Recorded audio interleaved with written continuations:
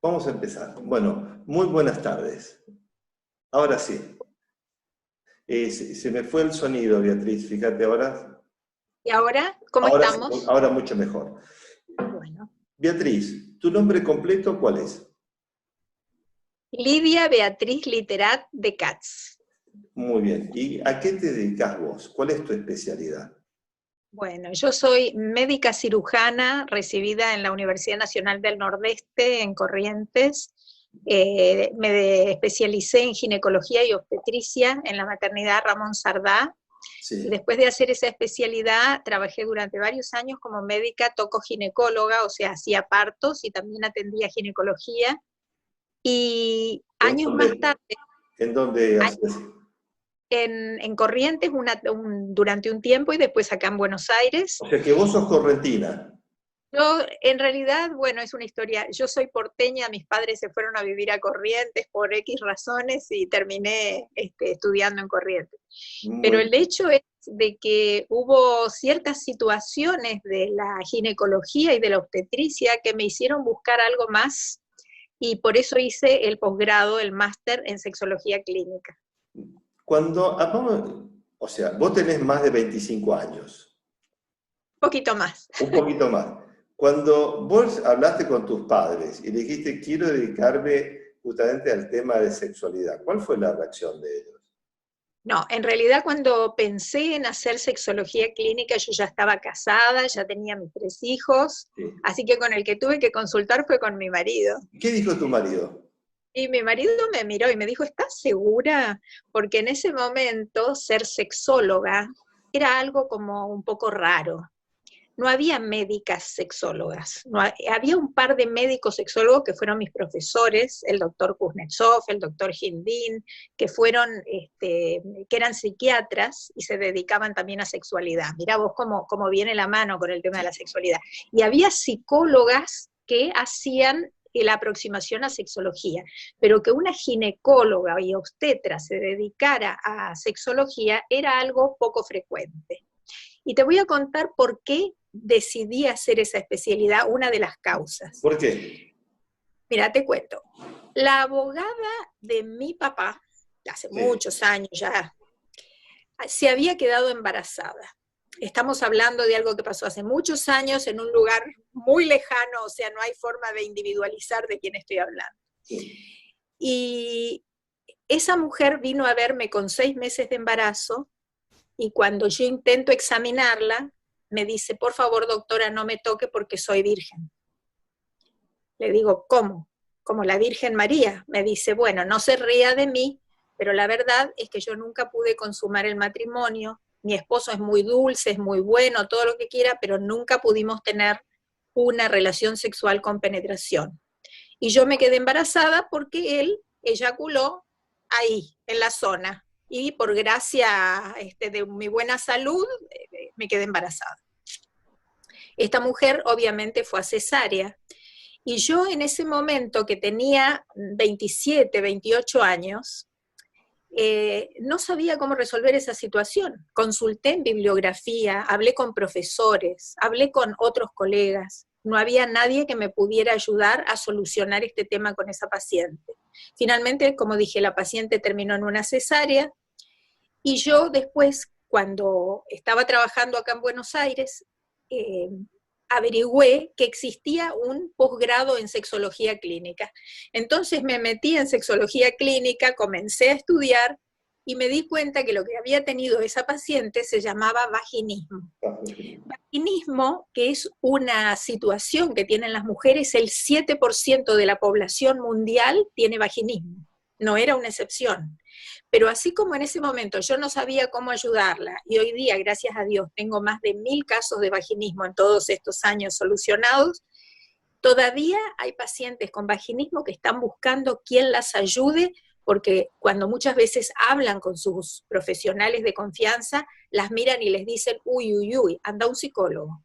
Y con tratamiento psicológico no se soluciona. Beatriz, esto me hace acordar a la serie que vimos los otros días con Diana, Poco Ortodoxa, que el problema que tenía esta chica, que es la personaje principal, era justamente vaginismo. así es, porque el vaginismo es frecuente y el vaginismo podemos decir que es un rasgo psicosomático, es un síntoma psicosomático que tiene muy poco que ver con la vagina precisamente y tiene muchísimo que ver con el cerebro y con la concepción que una mujer tiene de su propio cuerpo y de la sexualidad. ¿Y en qué lugar te empezaste a dedicar a la parte de justamente femenina de la sexualidad? ¿Cuál fue tus primeros pasos? Estudié en el CETIS, que era el Centro de Investigaciones de Sexología acá en Buenos Aires. Después tuve la suerte de poder hacer cursos de posgrado afuera, en Estados Unidos, hice uno en Israel también, y me fui formando. Y después tuve el privilegio de poder integrar el primer equipo de sexología femenina que se inauguró en el Hospital Durán de la Ciudad de Buenos Aires, donde fui la primera médica ginecóloga y sexóloga en un departamento que estaba formado todo por urólogos. Pero, o sea, era una cosa bastante ¿cómo se rara. llamaba el departamento ese? ¿Cómo? ¿Cómo se llamaba ese departamento? Departamento de Disfunciones Sexuales Femeninas. O sea que hasta ese momento no había un departamento de disfunciones sexuales femenino. ¿Era la No. primera vez? La primera vez, después de ese departamento, comenzaron a aparecer otros, se formaron otros en el Hospital de Clínicas, después se formó otro en la Universidad Abierta Interamericana, en otros hospitales, pero el nuestro fue el primero, te estoy hablando del año 1994-1995. Y después lo interesante del tema fue que yo lo conocí al doctor Sergio Pasqualini, y un día él me convoca y me dice... Ahora vamos a hablar del doctor Pasqualini. O sea, la parte de entonces del hospital, ¿cuánto tiempo ejerciste y estuviste ahí en el hospital dentro de ese...? 10 años aproximadamente, hasta que después me retiré porque el servicio dejó de ser un servicio de disfunciones sexuales femeninas y se convirtió en un centro de reasignación de género. O sea, hoy día el Hospital Durán prácticamente se dedica fundamentalmente al tema de la reasignación de género para personas trans. ¿Cómo llegás a Alitus? Bueno, Sergio Pasqualini es un pionero en muchas cosas, y en esto de la sexualidad también lo fue. O sea, un día me llamó y me dijo, ¿qué te parece si abrimos un departamento de medicina sexual? Y yo encantadísima le dije, vamos a hacerlo, porque en Argentina no había ningún instituto que se dedicara a fertilidad o que se dedicara a embarazadas o a ginecología que tuviera un departamento de medicina sexual. Y ahí anduvimos. Y bueno, gracias a Dios hemos tenido muchísimo éxito. Te cuento otro dato. Estoy hablando del año 1997. Tuvimos un programa de televisión, Alitus tuvo un programa de televisión durante 11 años que se llamaba Sentir y Pensar, que ganó un Martín Fierro, que se dedicaba exclusivamente a temas médicos, obviamente. Y nosotros hablábamos de sexualidad, pero completamente, con rigor científico, pero muy abiertamente. Hablábamos sobre la sexualidad en las distintas etapas de la vida, la educación sexual, la sexualidad en el embarazo, la sexualidad en el climaterio, pornografía, de todo. Hablábamos de todo. Fue un programa muy educativo que duró 11 años. Hablaba de otras cosas, obviamente, no solamente de sexología. A mí me tocaba una pequeña parte de todo ese proyecto que era de ginecología, obstetricia y fertilidad, pero digo, fue muy interesante porque creo que en ese momento no había otro programa médico que hablara así, de esa manera como lo hacíamos nosotros. Decime una cosa, ¿la sexualidad es solamente a nivel procreativo o tiene otro objetivo, cumple otras funciones? Yo esperaba esa pregunta tuya y entonces yo te mandé hoy por email una diapositiva que me gustaría compartir con tu audiencia, porque eso, verla graficada, me parece les va a quedar mejor grabada a las personas. ¿Ahí la tenemos? ahí la tenemos. Bueno, ahí están las funciones de la sexualidad. Pero antes de eso, me gustaría definir sexualidad. ¿Podemos ver la otra diapositiva? Les prometo que son solo 2 nada más. Después seguimos la charla. Un segundito, que ahora, ahí está, sexualidad, un segundito, que estoy aprendiendo yo también acá, ¿viste? Ahí está, un segundito, un momentito. Ahí está, la sexualidad, ahí está. Ahí tenemos, ¿qué es la sexualidad? La sexualidad es una función como si dijéramos la vista, el oído, el olfato, la locomoción o la función cardiovascular. O sea, es una función que tiene componentes biológicos, psicológicos, culturales y espirituales que permiten los vínculos entre las personas. O sea, hasta ese momento no estamos hablando de lo que uno se imagina cuando dice la palabra sexo. Estamos hablando de vínculos, estamos hablando de pensamientos, de utilizar los sentidos para conectarse y establecer una relación a veces amorosa y a veces amistosa con otra persona. Y la genitalidad, que es el contacto simple de los órganos reproductores o de los órganos sexuales, es solo un aspecto de la sexualidad. Si podemos entender esto, vamos a entender muchísimo mejor lo que viene después. Y ahora sí te pido, por favor, si me podés pasar la otra diapositiva. A ver, un segundito. Ahí está. Ahí está. Entonces, a ver, ¿para qué sirve la sexualidad? Porque cuando uno dice función biológica, hay funciones que son indispensables para la vida, por ejemplo, la respiración o la función cardiovascular. Si se para el corazón o si para la respiración, nos morimos, ¿no es cierto? Pero la sexualidad no es una función de esas, porque todos conocemos personas que no tienen actividad sexual durante mucho tiempo, sin embargo, no tienen en realidad genitalidad durante mucho tiempo, porque actividad sexual tenemos desde que nacemos hasta que nos morimos. Dicho sea este concepto que mencioné antes, de vincularse, de recibir la influencia de la cultura, de manifestarse a través de costumbres y a través de momentos emocionales con otras personas. Entonces tenemos que la sexualidad tiene 5 funciones importantes. Una es la reproductiva, ¿sí? ¿Y por qué la función reproductiva es tan importante? Porque fíjate, David, que cuando uno tiene hijos, uno siente que de alguna manera se volvió inmortal. Uno siente que a través de ese hijo, como ha heredado los genes, sí.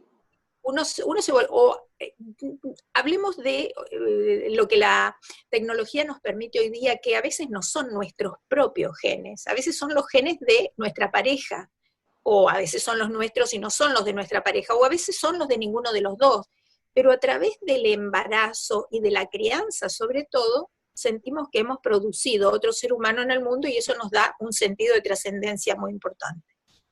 La otra función importantísima de la sexualidad es la salud. Vamos a ver, la función reproductiva entonces es la originaria, o sea, la que instintiva, la que nos liga a nuestros comienzos cuando el ser humano llegó por primera vez a la Tierra. Y podríamos decir que sí, pero en este momento también podemos decir que es una visión más futurista, es la idea, digamos, holística de decir voy a dejar algo mío en este mundo, y no necesariamente algo genético. Voy a dejar mis valores, voy a dejar la manera en que crié a esa persona, voy a dejar lo que le enseñé. Digamos que ese es como haber plantado una semilla y haberla regado y dejar un árbol, ¿no? Sí. La función inmunológica es muy importante saberla. Se ha demostrado que las personas que tienen enfermedades crónicas, como por ejemplo personas diabéticas o personas con hipotiroidismo o personas con cualquier otro tipo de síndrome básico crónico, recuperan mucho la salud y la calidad de vida cuando tienen una sexualidad regular. Porque... Perdóname que ahí te corto. ¿Qué hablamos de una sexualidad regular? ¿Qué es una sexualidad regular? Me imagino que depende de la edad. o sea, el momento de la persona, ¿no? Sí, sí, claro, claro, porque, bueno, una de las preguntas que suele hacer la gente cuando viene a la consulta es qué es normal, ¿no? Es Y normal. decimos, claro, ¿qué es lo normal? ¿Qué es la frecuencia? ¿Qué es lo normal? Pero fíjate, David, que volvemos otra vez a lo mismo, volvemos al acto sexual, volvemos al coito, a la penetración. Y eso no es solamente sexualidad. Sexualidad es todo lo que viene antes también, lo que se puede hacer incluso hoy día en estos momentos de cuarentena en forma virtual, por ejemplo. O sea, la intención, el excitarse a través de un pensamiento positivo y entusiasmarse, tener recuerdos, movilizar hormonas, movilizar neurotransmisores a través de la idea de que estoy construyendo algo con otra persona. Ahora, Y eso es ¿se muy logra bueno para nosotros. discúlpame, ¿se logra el mismo objetivo virtualmente que físicamente? Yo te diría que hay una diferencia en el sentido de que, bueno, el contacto, cuando una persona ha experimentado un contacto, a veces se extraña ese contacto real. Sí. Pero te voy a dar un ejemplo. ¿Te acordás de Titanic? Titanic, claro. Decime cuánta gente lloraba cuando veía la película Titanic en la oscuridad del cine. Todo el mundo, Así es. en cualquier parte del mundo, todo el mundo lloraba cuando vio que Leonardo DiCaprio se sumergió en el mar. Y sin embargo sabíamos que era una película, pero el cerebro a veces, cuando estamos muy convencidos de la escena, no hace la diferencia, no diferencia entre realidad y ficción. Entonces nosotros podemos hacernos nuestra propia película sexual también. Está bien, nos podemos hacer nuestra propia película. Está muy bien. Sí. Voy a seguir rapidísimamente con las funciones para que se entienda después todo lo que vamos hablando, porque estoy segura que la gente va a ir como armando el rompecabezas con estas pequeñas definiciones y estas cosas que vamos diciendo y va a entender mejor de lo que estamos hablando. La función psíquica, que tiene que ver con autoestima. A ver, si otra persona, ya sea por la pantalla o en vivo y en directo, me mira bien, me hace gestos agradables, me demuestra que le intereso, me hace un regalito, mi autoestima se eleva, me siento más segura, me siento más tranquila, siento que yo soy valiosa para esa otra persona. Entonces, todo lo que sea actividad sexual, ya sea genital o no genital, contribuye a levantar la autoestima, tanto de la persona que recibe como de la persona que da. Está. El otro punto es la función cognitiva. En los vínculos de personas, ya sea parejas estables o parejas que no son estables, o en esos vínculos donde hay solos y solas que se conocen por un tiempo determinado y después deciden partir cada uno por su propio camino, pero mientras duró, es importante que haya comunicación. Y en ese sentido, la sexualidad es un metalenguaje, es un lenguaje sin palabras, que a través de las miradas, de los códigos de gestos, del tacto, de los besos y de otro tipo de aproximación, permiten que las personas puedan comunicarse.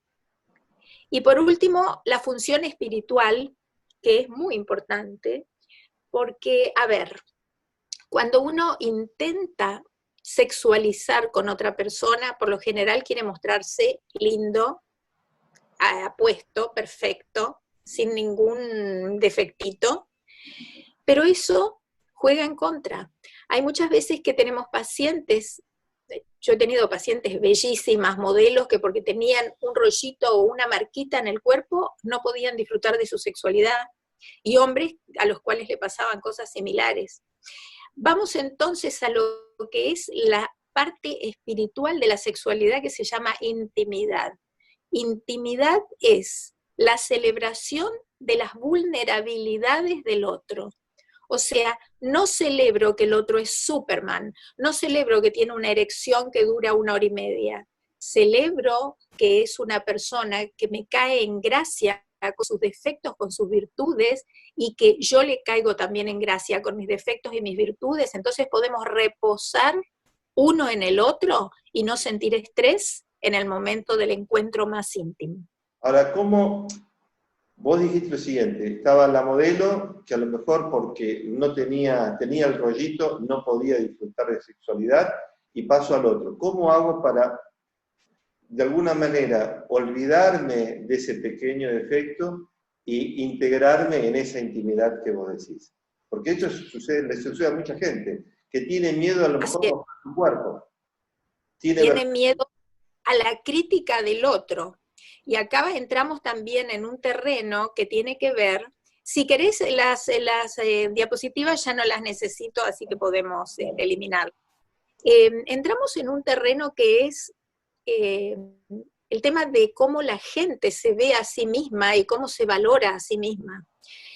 Cómo a veces las películas, ya sean películas con contenido erótico o películas simplemente, las famosas películas románticas de Hollywood, donde el actor es apuesto y la actriz es una muñequita, son los únicos que en algún momento tienen derecho a la sexualidad porque son lindos.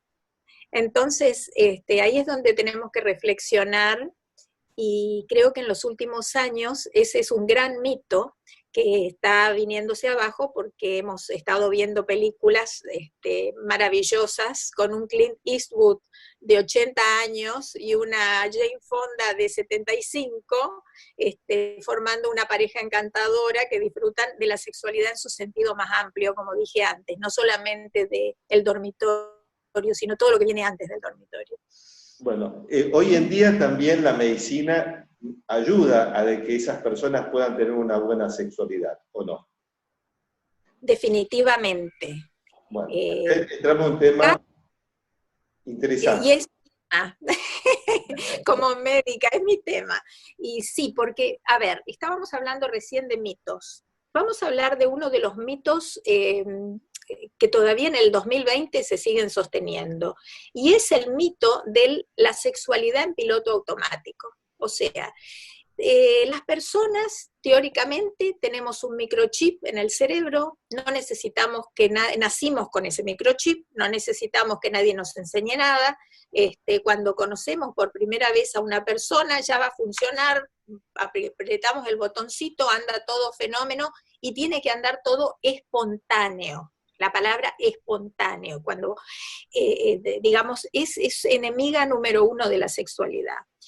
La sexualidad en realidad es una función, como ya dije, que como tiene características biológicas, psicológicas, culturales, espirituales, cualquier cosita de esos componentes que se altere va a generar que la sexualidad también se altere. Si uno toma un medicamento que tiene como efecto secundario que provoca vasodilatación, va a haber una disfunción eréctil. Si uno está tomando un medicamento que le genera una alteración en el sistema nervioso, puede ser que no puede excitarse o no puede llegar a los orgasmos, o el hombre tenga eyaculación precoz. Entonces, los medicamentos que tomamos, las enfermedades que podemos llegar a tener, los estados vitales, cambio de trabajo, tengo una mudanza, tengo hijos en edad escolar, tuve un hijo discapacitado, falleció un familiar, separaciones, ni hablar, infidelidades, bueno, todo eso genera que haya cambios en la sexualidad. Entonces es muy gracioso porque de pronto vienen pacientes y dicen: doctora, yo sé que ando mal de esto y de esto, pero por favor, deme algo porque de la sexualidad quiero andar bien. Y le digo: amigo mío, eso es muy difícil. Vamos a ir de poquito arreglando las otras cosas dentro de lo posible para lograr un equilibrio. Así es. O sea que, en principio, todo lo que pasa a nuestro alrededor afecta a nuestra sexualidad. Afecta a nuestra sexualidad del mismo modo como nos afectaría el sistema nervioso, como nos afecta el aparato digestivo. Por ejemplo, David, cuando nosotros, teóricamente, nuestro aparato digestivo funciona en piloto automático, metemos algo en la boca y el proceso se cumple. Pero es de aquí que si estamos comiendo con algún trastorno alrededor o con un trastorno dentro de nuestro cuerpo, aunque no sea digestivo, esa digestión también se altera. Decime, ¿cuál es tu opinión con respecto a aquellas personas que para tener una mejor función sexual, que quieren cumplir, que sentir de que no fallan, muchos hombres toman sin ningún tipo de prescripción medicación O sea, medicación para ayudar, las pastillitas azules y esas cositas. ¿Cómo es eso? ¿Cómo se trabaja eso? ¿Cuál es tu opinión? Eh, Vamos a aclarar en primer lugar que hay muchas veces que es necesaria tomar la pastillita. Es más, hoy día la pastillita no se toma exclusivamente para la relación sexual, sino que se toma como un tratamiento preventivo vasodilatador. O sea, si te referís específicamente al sildenafil o Viagra, o Cialis llamado así, hoy día se toma, por ejemplo, en personas que tienen realmente problemas de vasodilatación a nivel de los vasos sanguíneos de la pelvis y del pene, una dosis promedio de sildenafil 2 o 3 veces a la semana durante mucho tiempo. Digamos que es como tomar un medicamento para la tiroides. Ahora, el tema del rendimiento es un tema que preocupa a muchas personas y que no tienen en cuenta la época vital en que viven y todo esto que estábamos hablando, de los elementos externos como puede ser el estrés, que afectan. Nosotros vivimos con estrés, no en este momento particularmente que tenemos mayor estrés, pero antes de la pandemia también convivíamos con el estrés. Y el estrés también influye sobre el rendimiento sexual. Entonces, a veces lo que uno debería hacer es mejorar todo lo que es el juego previo o las experiencias previas al momento del encuentro genital, y de esa manera se optimiza ese encuentro genital. O sea, a ver, el órgano principal de la sexualidad es el cerebro. Entonces, si una persona... Disculpa, el órgano principal de la sexualidad es el cerebro. Absolutamente, es el cerebro. No es ni la vagina, ni los testículos, ni los ovarios, ni el útero. El órgano principal de la sexualidad es el cerebro. El cerebro tiene una serie de productos químicos, de sustancias químicas y un lugar que se llama sistema límbico. En ese sistema límbico está la memoria, está el centro de la gratificación, está el centro del placer, el centro de la culpa. Y cuando uno se pone en pensamientos de sexualidad, comienzan a actuar todos esos centros. O sea, si hay culpa, aparece también obstaculizando. Si hay recuerdos positivos, aparecen los recuerdos positivos reclutando sensaciones positivas de la memoria. Y aparece también los sentidos, lo que escuchamos, lo que vemos, lo que olfateamos, lo que saboreamos. Si logramos reclutar todas esas informaciones nerviosas, el cerebro genera lo que se llaman sustancias neurotransmisoras, que son como pequeños emails que van a la glándula tiroides y al corazón. Y lo que generan es que en el corazón se acelere la frecuencia cardíaca. Y al acelerarse la frecuencia cardíaca está esa sensación de que uno se siente excitado, con una frecuencia respiratoria aumentada y con un sistema nervioso que está en una alerta positivo, no en una alerta negativa. Entonces, el corazón bombea sangre a la piel y hace que la piel se vuelva como un radar más sensible. Entonces, el contacto que se produce en ese momento en la piel es muy diferente al contacto que se produce si esto no hubiera ocurrido. O sea, que y así como, sí. La piel es muy, o sea, la energía que nosotros emanamos de la piel, de alguna manera, ¿tiene influencia en nuestra relación sexual? Muchísima. La piel es el órgano, después del cerebro, la piel es el órgano más extenso y más perceptivo que tenemos, y tenemos que hacerlo jugar a favor.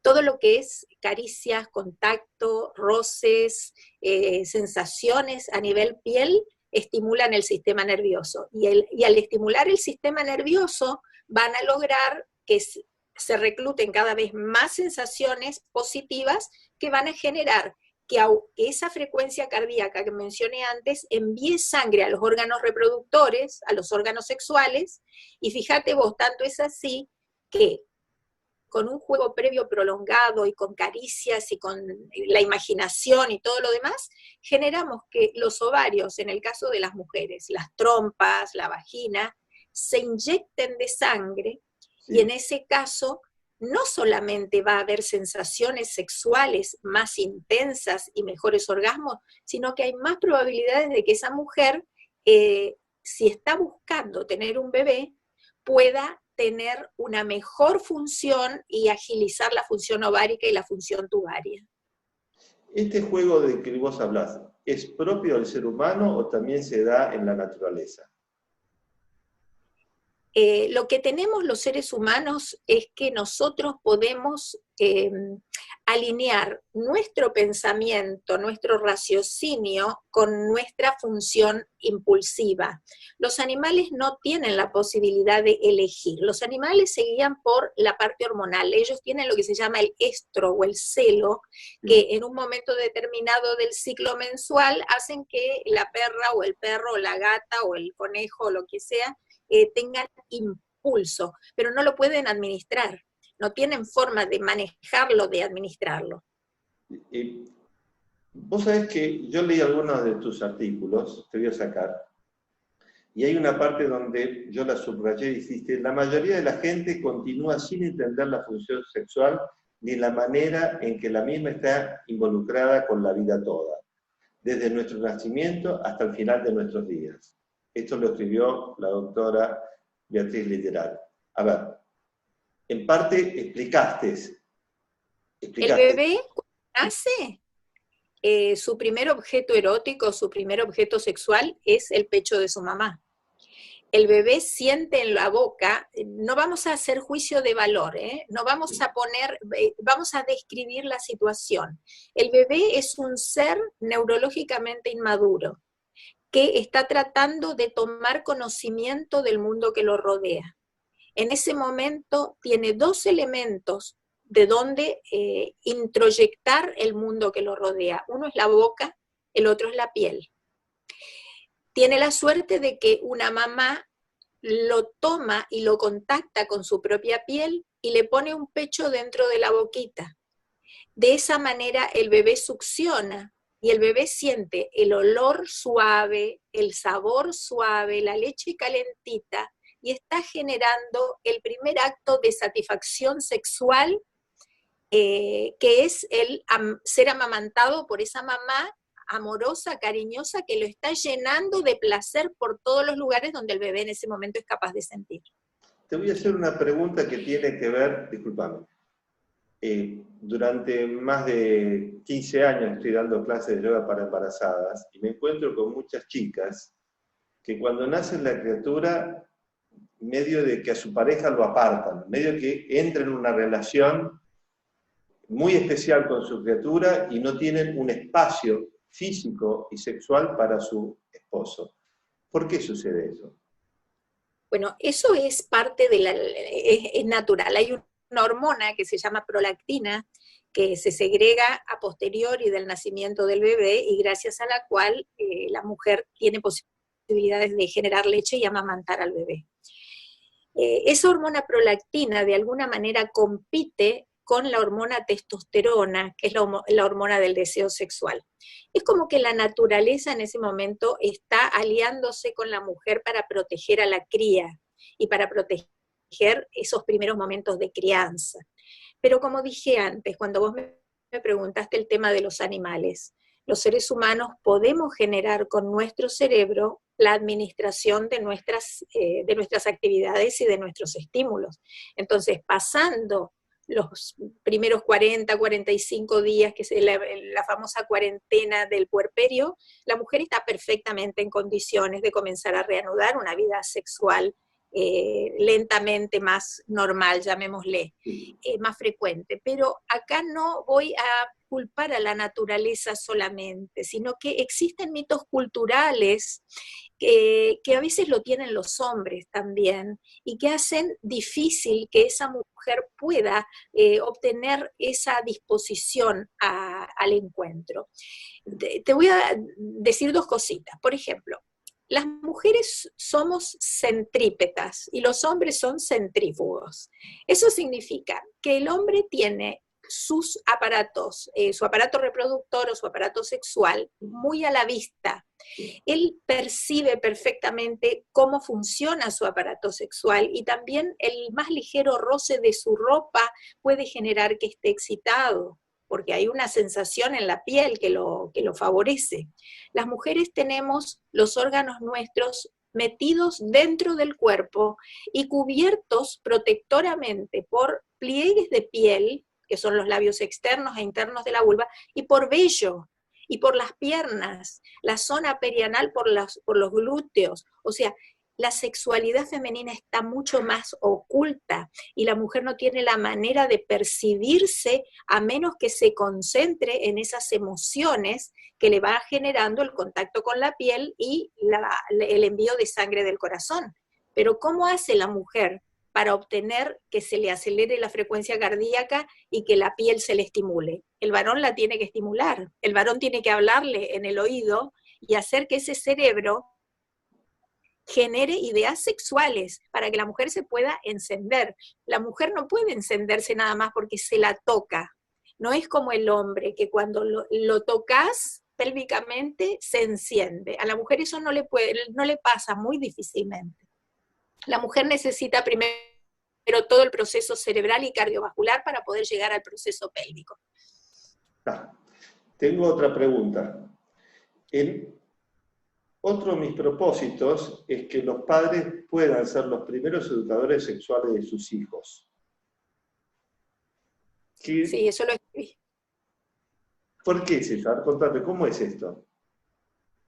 A ver, David. A veces resulta difícil hablar con los hijos de esos temas. ¿Cómo? A veces les resulta a los padres difícil hablar de estos temas y a veces a los hijos les resulta difícil hablar con los padres. Es decir, a veces es mutuo, a veces no hay un canal, ¿viste? A ver, donde podamos hablar de estos temas fácilmente. Contame. Si uno ha logrado en la crianza, yo creo esto, ¿no? Que si uno ha logrado en la crianza un canal de comunicación sobre diferentes temas con los hijos, por ejemplo, papá, tengo que escribir sobre Francia. ¿Dónde queda Francia? Bueno, vení, vamos a la biblioteca, miremos el libro, acá queda Francia. Mamá, me dijeron que de tal cosa, vení, vamos, averigüemos, veamos. Entonces, cuando llega el momento de, mamá, ¿vos sabés qué me pasó? Mojé la cama y no sé de dónde vino. Mira vos, yo creo que es natural, vamos a averiguar, hablemos con el doctor tal, o hablemos tal, o miremos en tal libro, o la madre que sabe, o el padre que sabe, le explica que es su primera eyaculación, o a la nena cuando le viene la menstruación, o cuando accidentalmente tiene por ahí un orgasmo con un roce de una almohada o de algo, y dice, uy, sentí algo raro, que parecía una electricidad, y se puso la manito. Bueno, no te preocupes, que eso es normal, eso es algo. O sea, si un padre no tiene buena comunicación en otras áreas, le va a resultar mucho más difícil poder comunicarse en estos aspectos de la vida. Pero si logramos una comunicación donde nuestro hijo siente que no está siendo censurado, que no está siendo señalado con el dedo, me parece que vamos a poder tener más probabilidades de tener una comunicación fluida. Beatriz, ¿nosotros tuvimos una buena educación sexual? Cero. Cero. Bueno, Fíjate que yo tuve que estudiar el posgrado en sexología, porque en la carrera de medicina ni siquiera estaba la materia sexología. Entonces partimos donde a veces los padres no están preparados para instruirlo, porque a pesar de haber tenido hijos, no tiene el suficiente conocimiento. Es cierto, pero los padres, lo que sería interesante que comenzaran a hacer, ahora que para poder entender ciertos temas tienen el famoso Google, el profesor Google al alcance de la mano, donde está todo lo que te puedas imaginar, y la Wikipedia y todo lo demás, prácticamente digamos que no hay limitaciones para que los padres conozcan, primero para saber ellos mismos, porque ¿sabés cuál es el otro problema en el diálogo sexual con los hijos? Que si yo tengo tabúes, y yo tengo miedos, y yo tengo situaciones de preconceptos, se los transmito a ellos, quiera o no quiera. Así es. Entonces primero me tengo que educar yo, y después de educarme yo, ahí con suerte voy a poder hablar con mis hijos. ¿Cuánto de vergüenza, a mi ignorancia de grande, puedo de alguna manera digo, no, asumo, paso la vergüenza de decir no sé y voy a preguntar y voy a buscar. No es fácil para una persona adulta a veces decir, bueno, voy a empezar a estudiar sobre este tema, que a pesar de ser adulto, para poder llegar a transmitirlo a nuestros hijos, ¿claro? Y hoy en día, ¿los chicos tienen mayor conocimiento que nosotros o igual? ¿Cómo lo ves vos? Mira, yo lo que veo es que los chicos tienen la posibilidad de manejar mucho todo lo que es la información en el ciberespacio y a veces absorben temas que son educativos y otras cosas que no son educativas. Entonces, así como puede ser que tengan algún conocimiento mayor que el que teníamos nosotros cuando éramos chicos, también es cierto que van acompañados de mitos modernos. Por ejemplo, te cuento una anécdota que puede ser interesante. Hace años atrás tuve como paciente a un director de cine porno. Yo he tenido actores y he tenido directores, por suerte he tenido de todo. Y un día le pregunté a este director de cine, le digo, ¿por qué razón ustedes hacen en las películas ediciones que hacen que las personas jóvenes, sobre todo, que vean, crean que es real algo que no es real? O sea, están mostrando modelos y ejemplos que son fantasías, es como Harry Potter, no es real lo que están mostrando.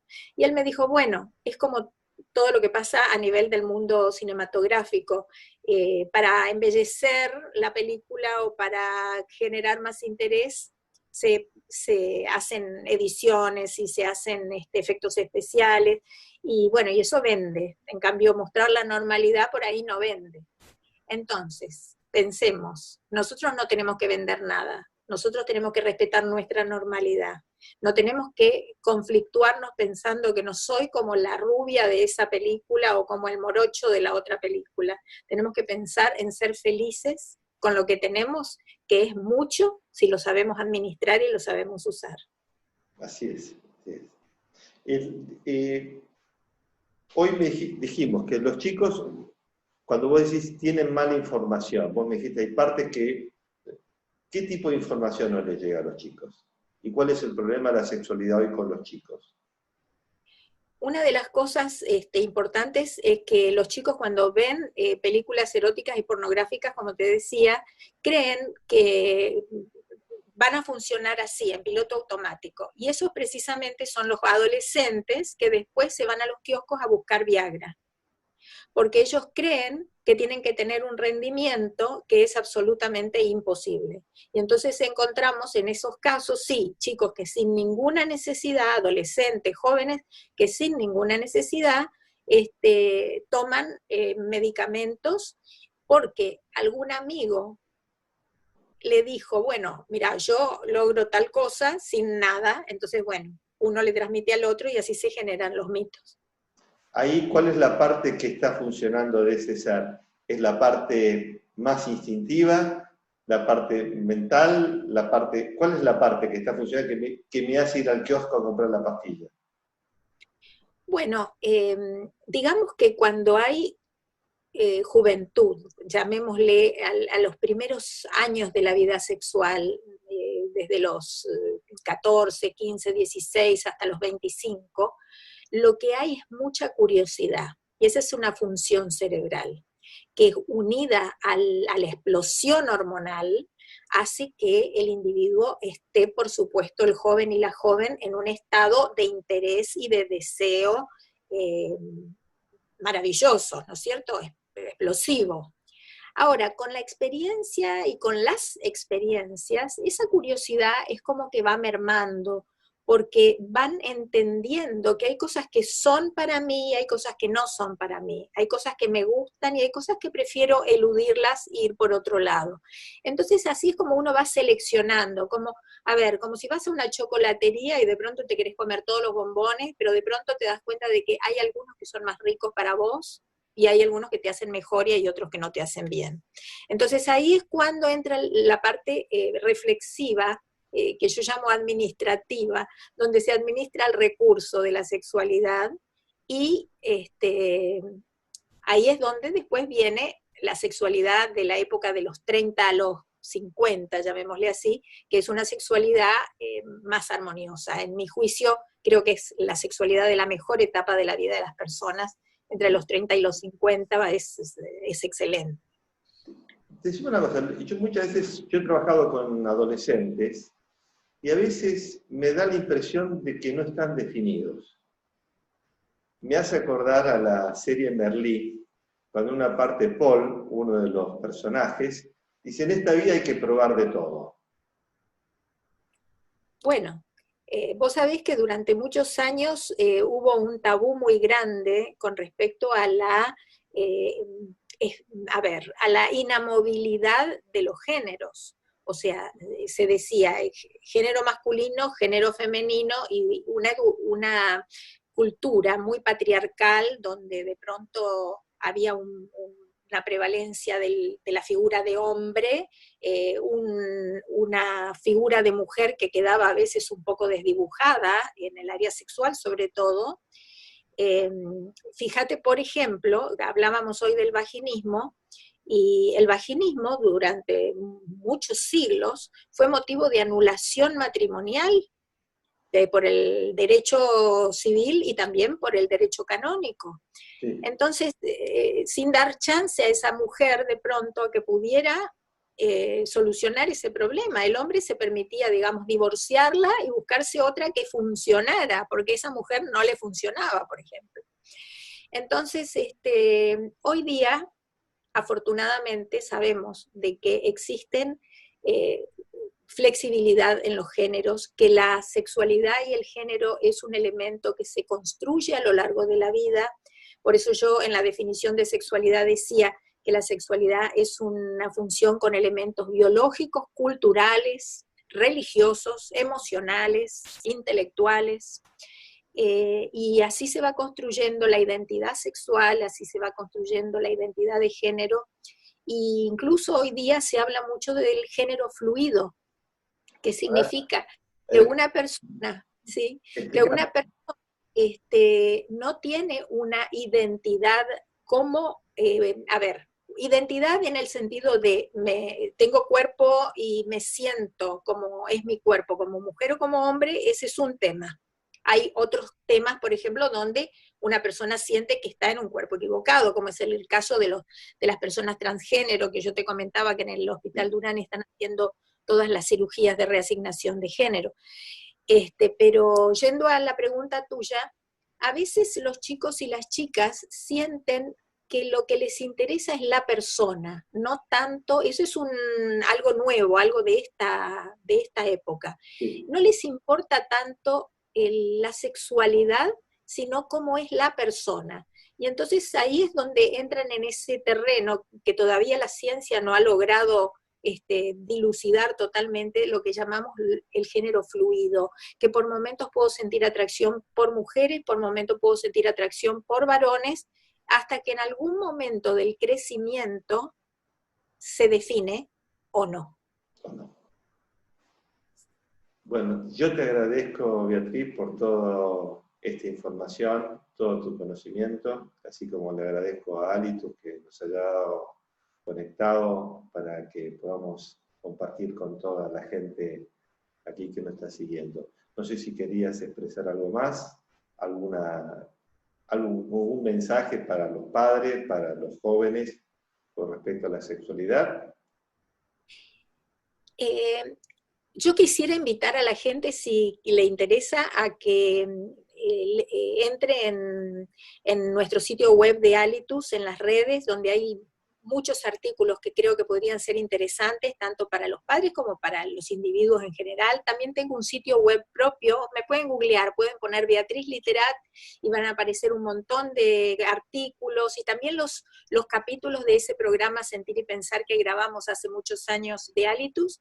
Pero quisiera cerrar con algo que tiene que ver con la sexualidad hoy, que es el tema de que estamos en cuarentena, de que estamos en aislamiento, y la vida es como que se nos ha dado vuelta en muchos aspectos, en lo que comemos, en cómo nos lavamos, en cómo limpiamos nuestra casa y también en la sexualidad. Y quiero volver a esto de las funciones de la sexualidad, la función sexual como autoestima, la función sexual como comunicación, la función sexual como sensación de intimidad, y en ese sentido ya no tiene tanta importancia si estoy haciendo la cuarentena con mi pareja presencialmente o estoy haciendo mi cuarentena con otra persona que está viviendo en otro país. Porque como hablamos de que el cerebro es el órgano más importante de la sexualidad, a pesar que vos me preguntaste, ¿es lo mismo? Y yo te dije, no, exactamente lo mismo no es, porque yo voy a extrañar el contacto de la piel, por supuesto. Pero me puedo inventar la película Titanic en mi cerebro y puedo compartir esa película con la persona que está lejos a través de la cámara y podemos seguir generando un vínculo donde creamos nuestra propia película, donde podemos compartir sensaciones, donde podemos hablar de nuestros sentimientos positivos y negativos, y podemos construir algo bueno, que además nos va a dejar siempre con esa deuda pendiente, que ahora cuando se termine la cuarentena vamos a correr volando a cumplirla. Para terminar, normalmente siempre hacemos una pequeña meditación, una pequeña concentración. Si querés acompañarnos, Beatriz, ¿Cómo no? cerramos los ojos, nos concentramos en nuestra respiración, tratamos de hacer esa respiración muy tranquila, muy serena. Toda nuestra atención está en el ir y venir de nuestra respiración. En nuestra mente todavía están dando vuelta esas sabias palabras de Beatriz, que de alguna manera nos ha tratado de ilustrar sobre este tema que a veces que nos cuesta asumir, que en medio tenemos un montón de tabúes, o tenemos dudas o incógnitas. Y vamos a tratar de incorporarlos en forma armoniosa, como nuestra respiración. Inhalamos por nariz y exhalamos por nariz. Y todo ese conocimiento, toda esa sabiduría, empieza a filtrar por cada una de las células de nuestro cerebro, para que formen parte de nosotros.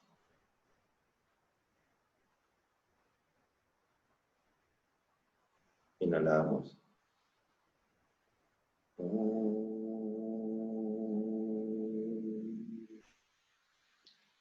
Shanti, Shanti, Shanti. Shanti significa paz y amor. Y que la luz, el amor, la paz, la salud, la alegría esté presente en cada pensamiento, en cada mirada, en cada palabra, en cada sentimiento, en cada acción, en cada paso que damos en nuestra vida, a partir de hoy y por siempre. Om Shanti, amor y paz. Om Shanti. Un cariño muy grande, muchas gracias y nos vemos en cualquier momento. Gracias a vos y gracias a todo tu grupo. Gracias. Chao.